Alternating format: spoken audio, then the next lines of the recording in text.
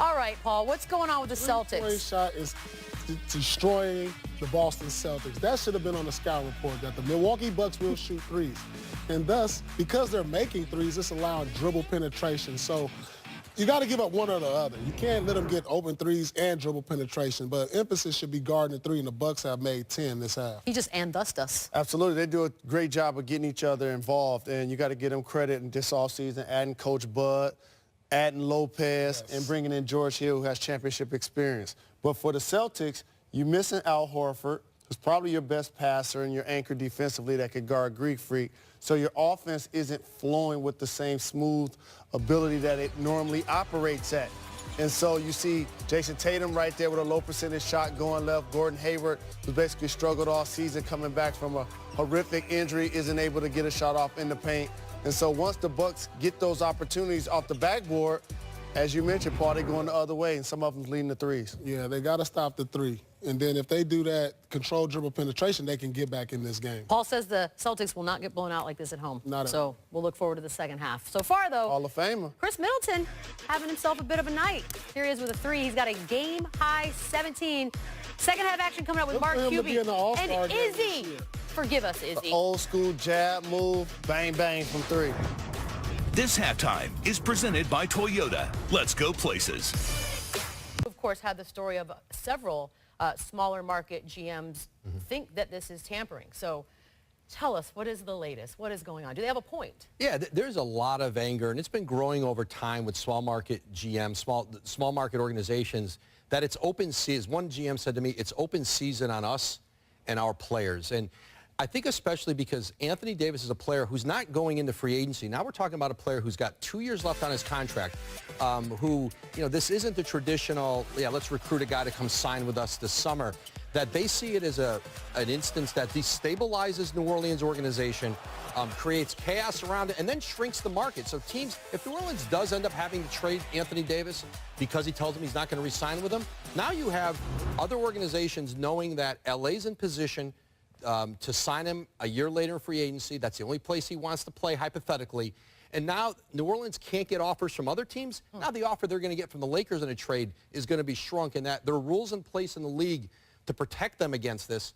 And not so much of what LeBron said, but the fact that the league will not enforce tampering rules that are in the books that, you know, they adhere to with owners, general managers, but they've let go with players.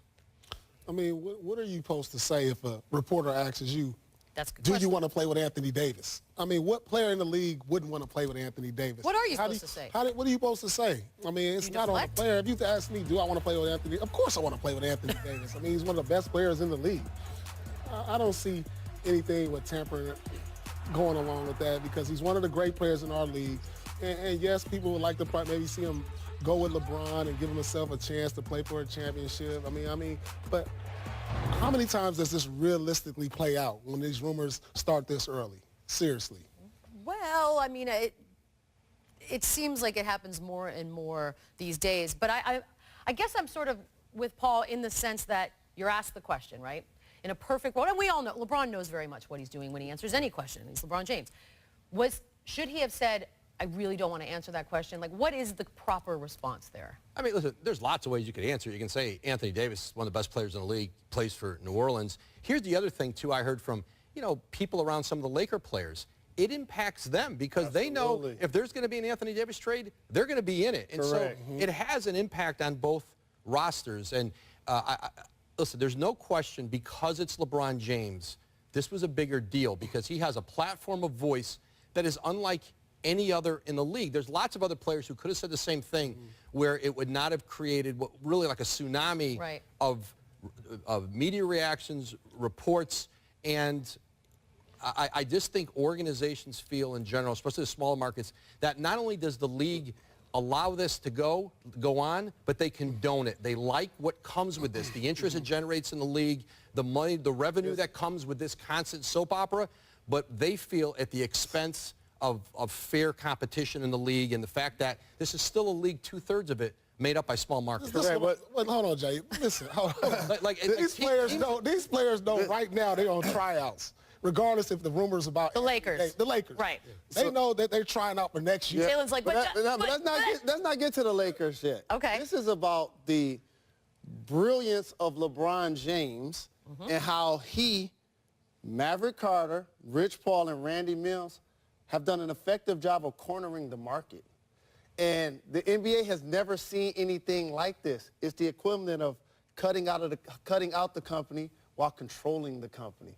That's what they've been able to do. And so... And you're referencing the agency, the actual Absolutely. clutch. When LeBron is the iconic best player in the game and his great friend is like a brother, you can check him out on ESPN Plus right now. Wow. Talking really? about being more than an athlete.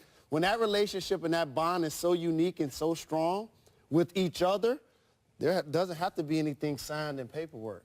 So therefore, whoever he represents, he earned it. They go sign with him.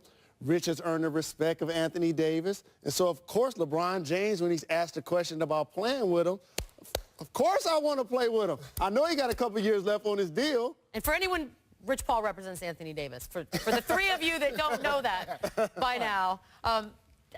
But then again, there's no rule that says, I mean, it's the perfect loophole. Because Correct. you can't not, your friend's allowed to have an agency. He doesn't have a stake in it on paper anywhere. Correct. The question, tricky. the question's going to be at the end of the season. New Orleans will be able to offer Anthony Davis Supermax 5 years, almost $240 million, more than anybody else can. And what teams and owners and the commissioner's office is beginning to understand that they put that Supermax in to try to help small markets be able to pay more than, whether it's New York, LA, anybody, and it's not keeping players where they are. Paul George didn't sign a Supermax in Indiana, wanted out, took less. Kawhi Leonard didn't sign it in San Antonio, wanted out. And so Anthony Davis is the next test to that. And what you're going to see is by the time we get to the next collective bargaining agreement, teams are going to want to create more incentive for players to stay in smaller markets and make it financially maybe more punitive for them to leave and go somewhere else. But if a guy's willing to take less money, you can't legislate them in this state. But when you're talking about superstar players in today's game, the money is so astronomical. We saw with KD when he went to the Warriors. You can turn down the money from the team because you're getting more money from sponsors and endorsers. And here's the other thing that teams are worried about with this kind of tampering. Let's say a player takes the Supermax from the team he's with, gets that $240 million from New Orleans, and then a year later asks out. So I got my money. Now I'm going to try to fix the destination later. If I'm willing to, and force a trade out, and that's where that tampering can come in too. Just force your way here after you take the money there. Those are all the issues of smaller markets. That's what they're talking about here. And again, they're not going at LeBron James here. They're going at the commissioner's office, the league office, and that's what they're really pushing back on here. This will go on forever. LeBron is the This story king will not for end tonight or real. anytime. The puppet master. Brilliant, actually. We're going to stick with the Western Conference. And this was a bit of a bummer last night. Chris Paul leaving the second quarter against the Heat with an injured left hamstring. Now, including the playoffs, he's missed time due to hamstring injuries on 5 different occasions during his career. Everything is 6 degrees. LeBron James, Chris Paul, future Hall of Famer. President of the Players Association, LeBron James, the VP. And they just so happen to be best friends. You're just like, this is all. It's all in the bag. It's Illuminati. All right. I don't know who wants to take this one first, but it's pretty simple. Rockets making the playoffs with a Chris Paul that's either here or there. We're not sure. He's unreliable as far as the injuries go. Can they do it? It's 50-50. I mean, James Harden has been playing at a super high MVP level again. How long can he do this and keep his team afloat? They need Chris Paul, and we know his history of injuries. He's going to come back, but who knows what's going to happen later. He's been injured on pretty much every part of his body, from his hands to his hamstrings. This is a tough position that the Rockets are in. He signed for 4 years, and he's older now. So these injuries don't heal as fast. So, I just think their window is closing pretty fast. If Chris Paul That was quick. That was really quick. Get healthy, then, I feel really bad for James Harden because he's playing as good as anybody. This is, by the way, last week they were, second to last in the West? Yeah, I mean, this changed. is unfortunate. Now, they don't have no backup plan. They're strapped cash-wise. They're at the limit. So what do? Yeah, this 2 or 3 week stretch, they have a pretty tough schedule. And they're going to have to really depend on Brandon Knight to play extended minutes. He's been out for over a year. Injury. He's coming off injuries, and that's a lot to put on him at this point in his career. Where are you on this? Initially, I just felt bad for Chris Paul because each time his team needed him the most in every destination, it seems like injuries played a factor. And so now with Houston, last year in the playoffs, wasn't able to perform. I thought they had a great chance to win that series.